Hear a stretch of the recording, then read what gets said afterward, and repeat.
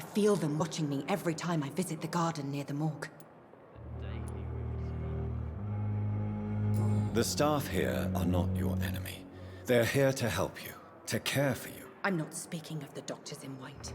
I'm speaking of the men and women who hunt me, for I am a vampire. I see. Don't worry. These people will not find you here. I'll personally make sure they leave you alone. Thank you, mortal, but do not interfere with them, for you are no match for those that hunt me. Some irony there.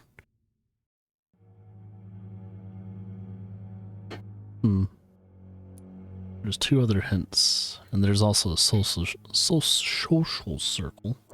I have a feeling it's the person she was talking to.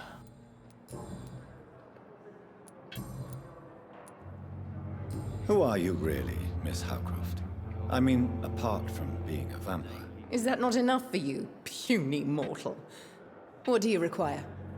Proof of my powers? I'm curious to know who you were before becoming a vampire. No, it's such a long time ago, I don't remember. Centuries of unholy life can have strange effects on one's minds, you see?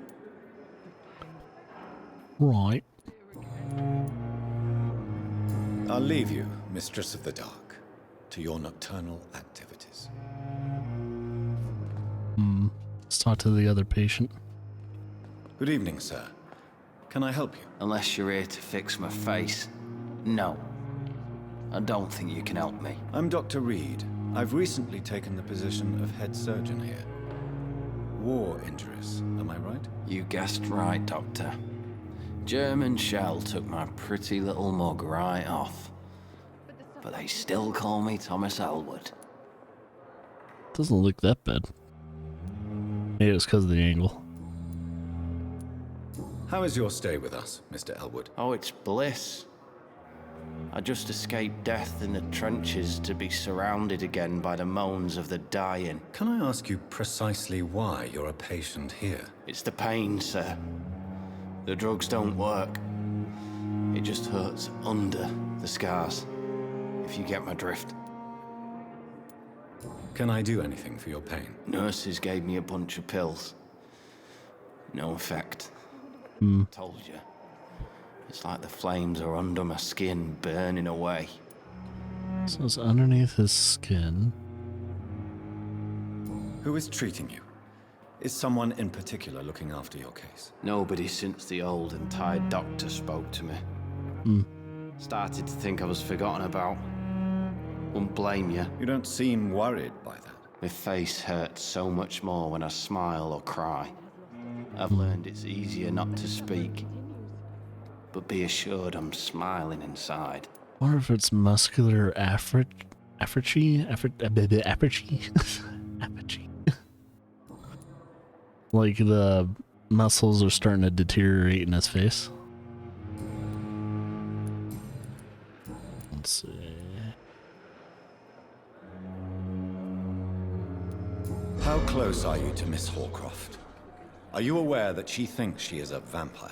To wait for her next nibble is the best reason to stay here. Every time she approaches my bed, she treats me like something tasty. A normal person. Aren't you afraid? She may hurt you if the game goes too far. She's quite harmless, I can assure you. Her head's broken inside is all. While I'm busted on the outside. But she's still beautiful. Living proof that there's hope for me.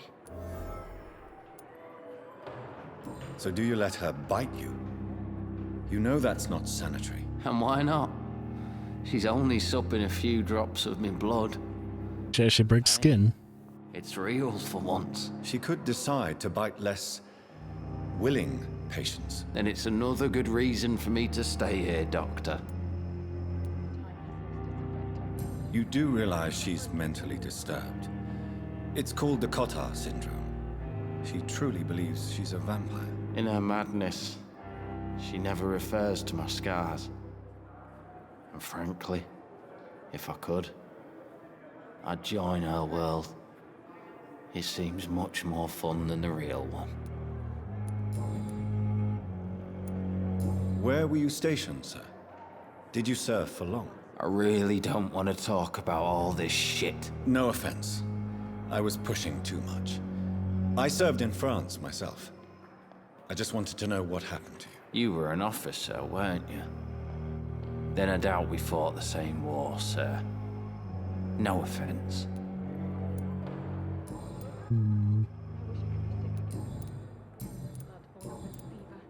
Alright, nothing else. Goodbye for now, Mr. Elwood.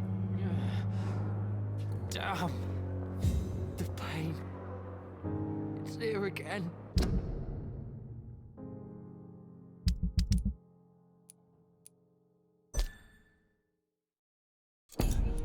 Cox.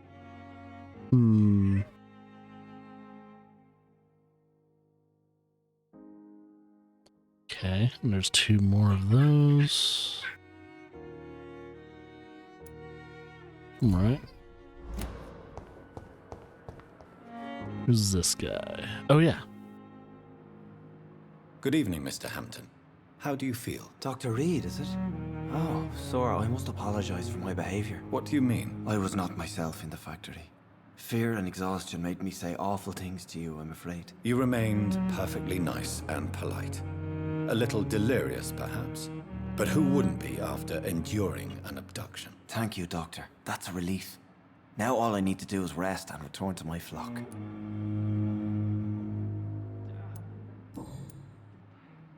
Do you know Tom Watts, the bartender from the Turtle? I met him before I found you in the canning factory. Tom? Yes, of course. Always the helping hand, good old Tom. Without men like him, corruption and despair would have wiped out the East End long ago. People are still in despair. How could it be otherwise? The authorities have left us all to rot in this contagious nightmare. No drugs, no advice, nothing. No It's support. a damn shame. Who should I avoid in this part of town, then? Any particularly evil figures? Not really. Most men and women are just doing their best. And it's not my habit to speak ill of people I know, Doctor. How did you end up in William Bishop's den? I had received alarming news about his recent behavior. I went to his place and he refused to let me go. Why did he abduct you? William was an alcoholic. His addiction suddenly changed to blood. I don't know why. Just like a patient I met here. This Miss Hawcroft.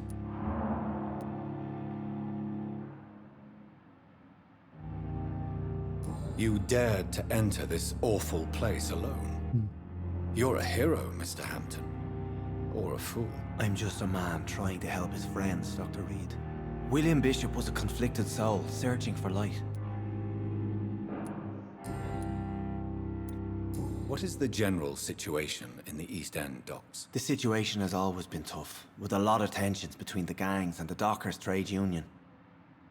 The wet boot boys are very nervous since they lost their leader. Who leads the gang now? Since Clay Cox went missing, it's his wife Edwina who runs the show, with the assistance of her minion, Booth Digby. Has the gang been threatening you? Ah, no. I've had this nickname for so long, you know, the sad saint of the East End. No one dares to bug a saint, not even criminals.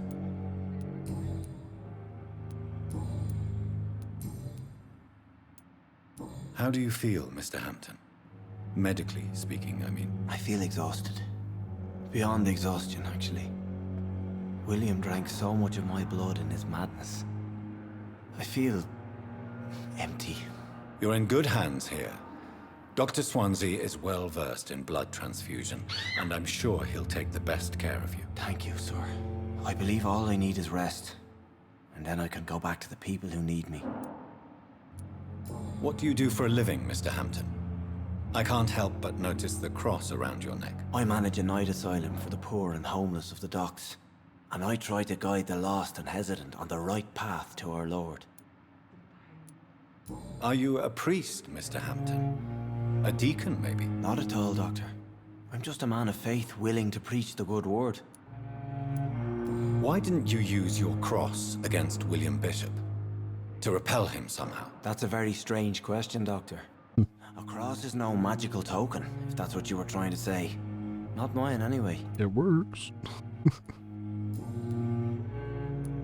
Wonder if it has to be made out of a certain material.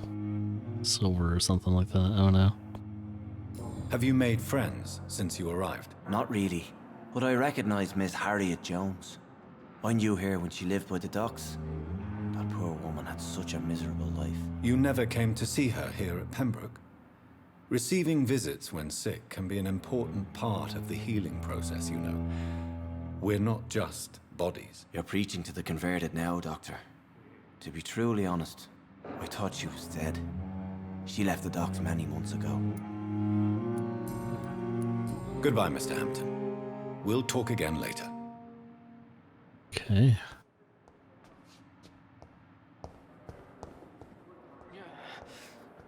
Damn. Anyone else? Here again.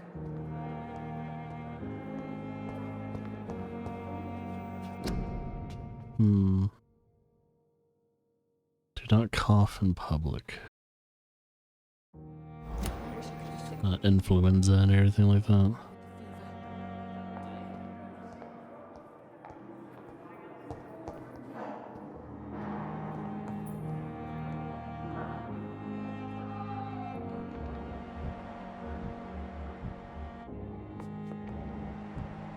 Dorothy Crane.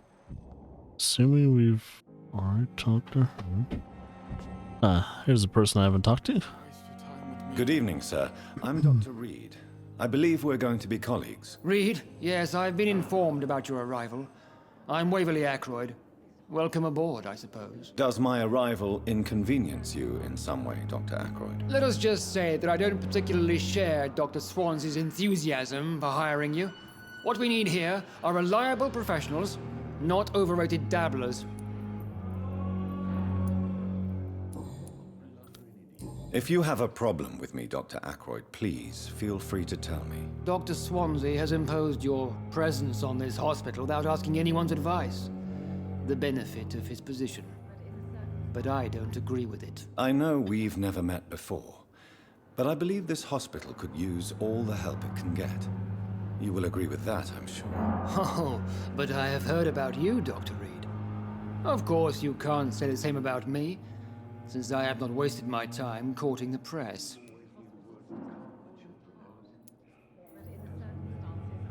There is no need for such animosity between us.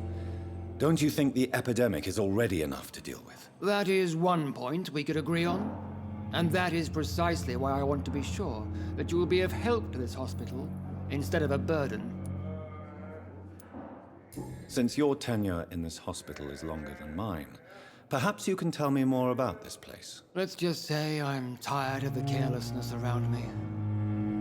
I have always respected the skills of Dr. Swansea, but over time his enthusiasm has become displaced. Carelessness? Exactly what are you talking about? We're here to save lives. The people who trust us are not volunteering for experimentation. They're here to be healed. I don't intend to run any radical experiments, Doctor.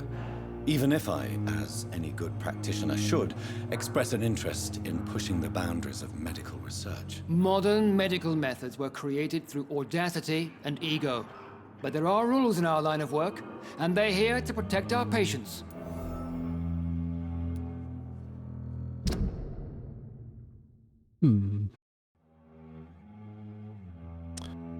Disapproves of modern medicine methods. Interesting.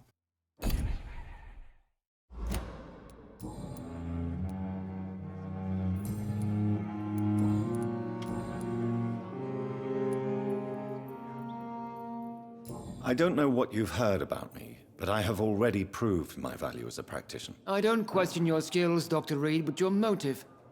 Is it money, fame, or are you truly dedicated? And what exactly is that supposed to mean? Jeez, I on hold served for in the war 50 just minutes. like you. Dear Lord. But unlike you, I did not use the wounded to play the modern sorcerer. Be careful what you insinuate, Dr. Ackroyd. I only want you to admit you used those men to improve your theories. This is ridiculous. My blood transfusion technique saved many lives, and you know it. You see? That is exactly what I hate about people like you. You avoid this kind of accusation instead of facing reality. It seems you have bad memories of your military service. I refuse to see this industrial slaughter as scientific progress. War only reveals the worst in men. We can at least agree on something, Dr. Ackroyd.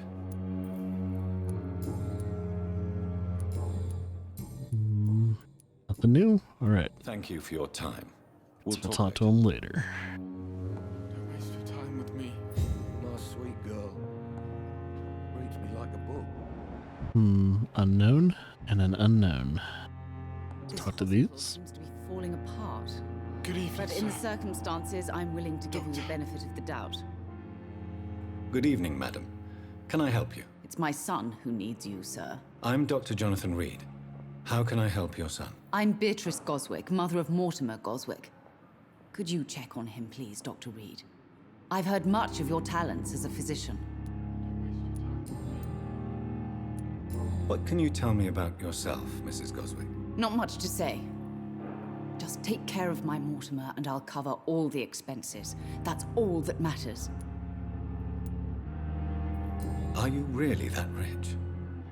Most of the patients here are of a more humble origin, if I may say so. Yes, thanks to my husband. May he rest in peace. I can cover any Widower. needed medical expenses. May I ask if you have an occupation, Mrs. Goswick? I'm a teacher by profession. I teach young women who are more ambitious about their futures than their families.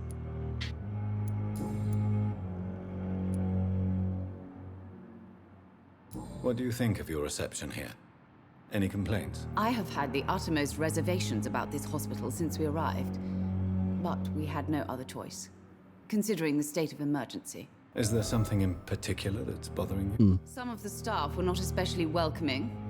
I suspect they're not accustomed to dealing with patients of such social standing. Social standing. Tell me more about your arrival at the Pembroke Hospital. What gave you such a bad first impression? The ambulance driver was quite rude, for a start. And that nurse, Miss Hawkins, seems to have quite a dubious attitude. What do you mean? She managed to secure a bed for my son despite the epidemic. It was a relief, but it wasn't cheap. It's like we have to talk to Hawkins. She charged you for a bed? Yes, and I paid without question, considering the urgency of the situation. I share your concern, Mrs. Goswick. Be sure that I'll talk to the people involved. I don't expect compensation, Dr. Reed. But I'm aware such behavior would not be tolerated in other hospitals.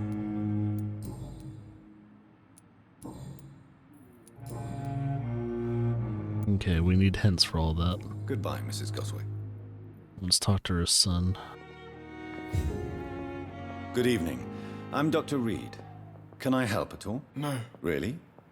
Why are you here then? I don't want to talk. My throat hurts too much. I suppose that this pain is the reason you're here. Is someone taking care of you? Yes. And no. Could you at least tell me your name, sir? Mortimer. Mortimer Goswick. How painful is your throat, Mr. Goswick? So painful I'd rather not talk at all, Doctor.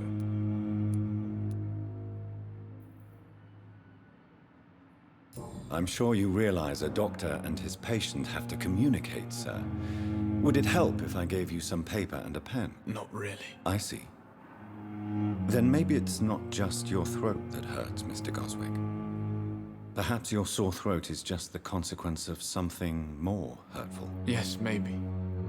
But I don't want to talk or even write about it now. Why did your mother have you hospitalized here? She seems convinced this is a bad hospital. My mother just wants the best for me. She won't rest while I'm here. She'd go all the way to hell and back to help me. Pembroke Hospital may look unorthodox, but rest assured you're in good hands here. It's not me you have to convince, Dr. Reed. It's my mother. Is your mother bothering you? As your doctor, I can ask her to leave you alone if you would prefer. That's tempting, Doctor. But you have no idea what my mother is capable of. She would tie herself to my bed if you asked her to leave. How painful is your throat, Mr. Goswick? So painful I'd rather not talk at all, Doctor.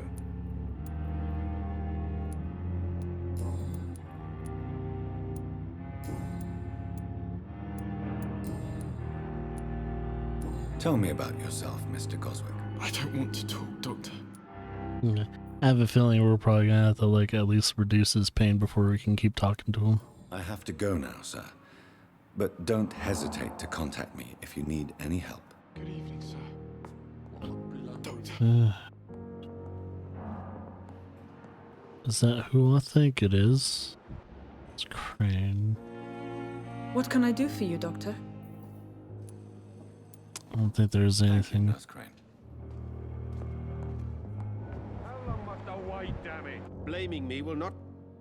Two other Good evening, people. I believe we're going to be working together. Dr. Reed. Dr. Swansea informed us of your arrival, but I could not dare to believe we'd have such good fortune. Such an honor, sir. Thank you. And you are? I am Thoreau Strickland, Dr. Thoreau Strickland. I'm a great admirer of your work, Dr. Reed.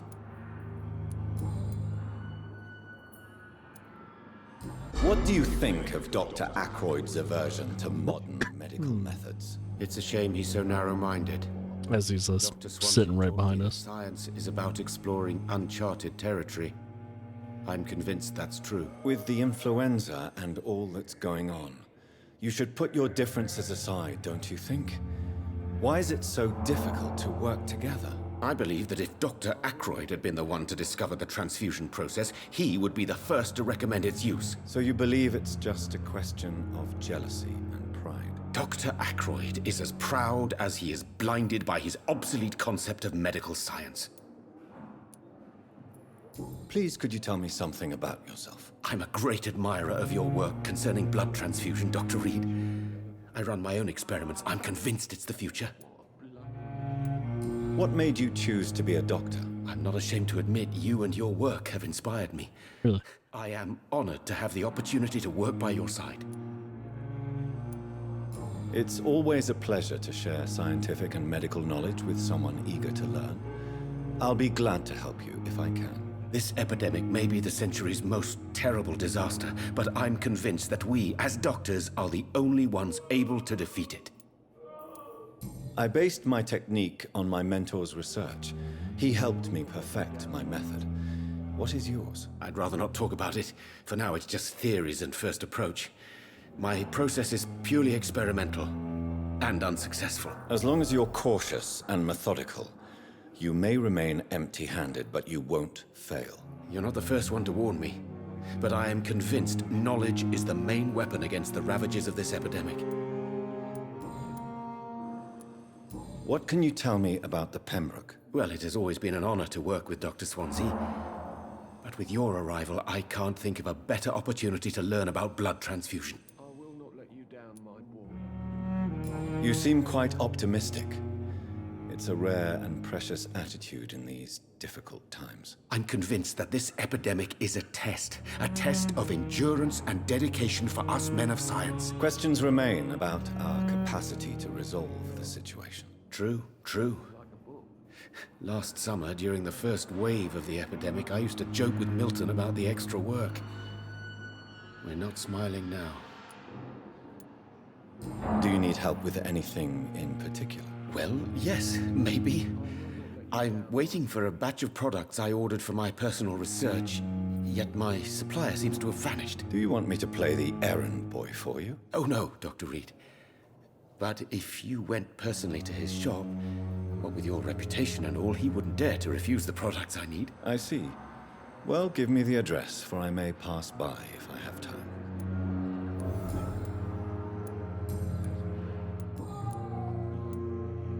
Tell me more about your willingness to experiment with new medical techniques. Harvey Fiddick is a patient suffering from a severe injury that could cripple him if not treated correctly. I'm convinced your blood transfusion technique could help him. What is it you really want? To save him, or to prove your point? Fair question.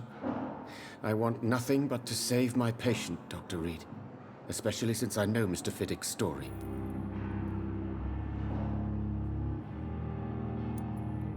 This personal involvement could also appear to be a lack of impartiality. You must know that a good surgeon must remain neutral. I agree. But that does not excuse Dr. Aykroyd's behavior, a man who did not even take time to converse with his patient. Do you think keeping his distance was a mistake? All I know is that I'm taking care of human beings with desires, hopes, and fears. Not some biological machine comprised of blood, bones, and flesh. Tell me Mr. Fiddick's story. Our first diagnosis was compromised because Mr. Fiddick lied to us about the real origin of his injury.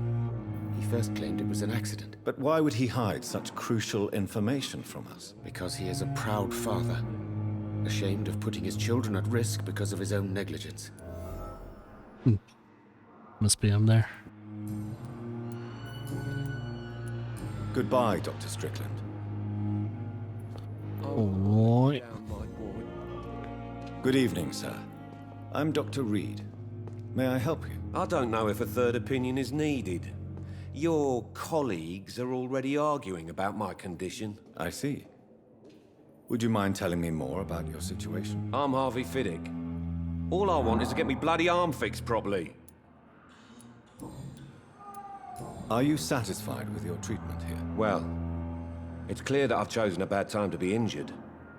Forgive my bluntness, but you seem overwhelmed by cases of the flu.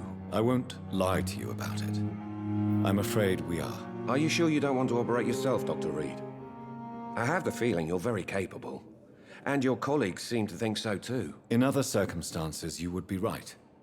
But for now, I don't think I can take on the responsibility. My apologies. Tell me about yourself, Mr. Fiddick. I'm just a regular guy waiting to get his arm fixed, so I can return to work and to my family. I was more curious about what you were doing before being hospitalized. I'm a carpenter, and a good one too. But that means I need both arms to feed my family, Dr. Reed. Tell me about the doctors who are arguing about your case. Strickland and Aykroyd. They both want the best for me, but there's a lot of pride there. Doctors are no different from carpenters, it seems. What do you mean? I often had professional arguments with rivals on a building site. Difference is, I disagreed about wooden nails, not flesh and bones. Tell me about your injury, Harvey. Why do you feel so guilty about it? My wife died because of me. And now I may lose everything because I've been careless enough to hurt myself. What an arsehole. How could your job be responsible for your wife's death? I was working a double. She went out to bring me a hot meal and got caught in a German bomb raid. That's totally not your fault. You can't hold yourself responsible for your injury, Mr. Fiddick, unless you tried to hurt yourself. Of course I didn't hurt myself. But I can't work until my arm is fixed. My children need to eat, Doctor. Tell me more about the death of your wife, Harvey. 1915. I was in the army, building workshops for the Royal Flying Corps. Helen was happy I wasn't sent to the front. What happened? The Germans sent Zeppelins to bomb the construction site, but they missed their target. My wife was bringing my dinner when the bombs fell. I'm sorry for your loss. So many died during the bombings. I served in France and witnessed the carnage there. I would like to say that she didn't suffer. Truth is, I have no idea. I just know that I'm all that me kids have. Poor little bleeders. How are your children after losing their mother? They were smaller then. The only good thing about this is my Helen didn't bring them with her that night.